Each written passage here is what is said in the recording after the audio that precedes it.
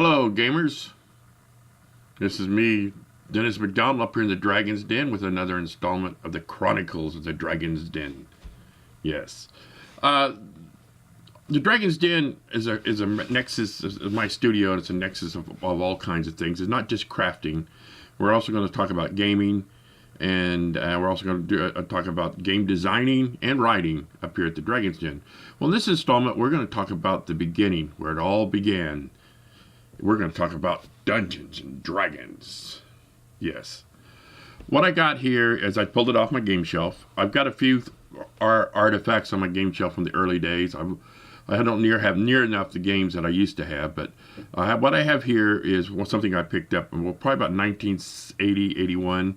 This is not the original print, but it's pretty close to a second print of the original 3 brown books of Dungeons and Dragons. This is where it all began, folks. This is the beginning.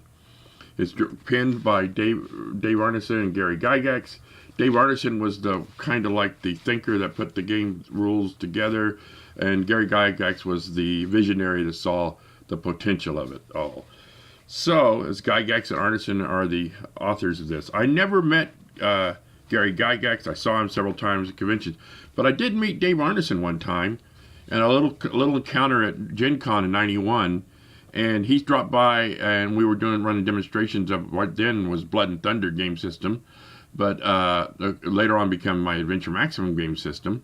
But he dropped by and did a demo of it, and he gave me some really critical advice, just nonchalant, give me some advice that actually changed the course of my game. But here we are. But we're not talking about that today. We are talking about Dungeons and Dragons. And what I'm going to do now, we are going to go and take a look inside the original 3 books where it all started. See you on the flip side.